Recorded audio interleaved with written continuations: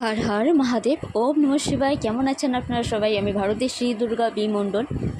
আপনাদের সবাইকে জানাই প্রথমে আমার দৈবী পরিবারে অবশ্যই দাদা ভাইরা যারা আছেন, ভাইয়া আছেন যারা, অবশ্যই সবাইকে অনেক অনেক রাখি বন্ধনের যে আমাদের যে পবিত্র একটা ভাই বোনের সম্পর্ক, সেই সম্পর্কে অনেক অনেক অনেক শুভেচ্ছা, শুভকামনা রইল। Happy Rakshabandhan, happy Rakhi Purnima. তো এই শুভ রাখি পূর্ণিমাতে ছোট্ট একটা অশুভ জিনিস সেটা হচ্ছে গ্রহণ। এই গ্রহণটা হয়তো আমরা জানি যে ভারতে অদৃশ্য, কিন্তু ভারতে অদৃশ্য থাকা সত্ত্বেও ভারতে অদৃশ্য থাকা সত্ত্বেও সূর্য চন্দ্র আমরা জানি একটা।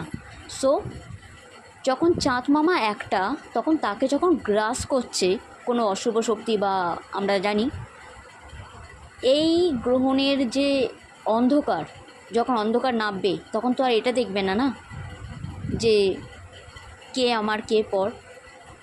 জাস্ট একটা জিনিসই ঘটবে, সেটা হচ্ছে চন্দ্রমাকে পুরোপুরি গ্রাস করে নেওয়া। তো এই ঘটনাটা যখন হবে, অন্ধকার যখন আলোকে মুখে নেবে, তখন তো বোঝাই যাচ্ছে তার প্রভাব আমাদের সবার উপর পড়বে। আমি অনেক আগে থেকে এই গ্রহণ বিষয়ে অনেক কিছু বলে আসছি, বাট অনেকেরই মনে কিছু না কিছু প্রশ্ন থেকে যায়।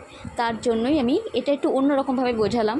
আশা করি এবার আপনারা বুঝতে পারছেন। বাট একটা কথা বলি, এই গ্রহণ অতটা মারাত্মক হবে না যতটা দৃশ্যতে হয়, এইটা ঠিক কথা। কিন্তু তার প্রভাব যে একেবারেই থাকবে না, এটা ভুল কথা, কারণ তার প্রভাব অবশ্যই পড়বে। আর সেই প্রভাবটা কী পড়বে তার আগে একটু বলে নিই কী কী করা উচিত আর কী কী করা উচিত না। বা তাই এই গ্রহণের টাইমক্ষণ একটু জানিয়ে দিই আপনাদের সবাইকে।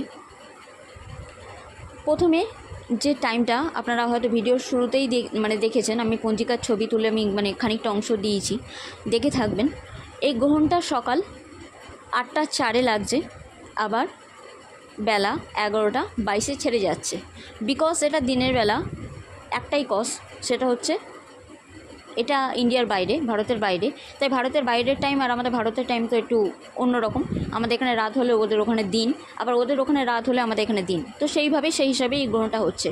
পূর্ণিমা যেহেতু বৃহস্পতিবারে পড়েছে, আর অবশ্যই 9:45 নাগাদ পড়েছে সকাল, আর ছাড়বে পূর্ণিমা যেটা আছে সেটা হচ্ছে 9টা, আই থিঙ্ক লগভগ 9:30 বললেই ভালো হয়। তো এই যে ম্যাটারটা, এই টাইম পিরিয়ডের মধ্যে একেবারেই রাখি পূর্ণিমার কোনো কাজ করবেন না। দরকার পড়লে সকাল 6টা থেকে 7টার মধ্যে কাজ মিটিয়ে ফেলুন, কিন্তু তারপরে আর শুভকর্ম করবেন না। এই গ্রহণের টাইমটা অন্তত যদি পারেন তাহলে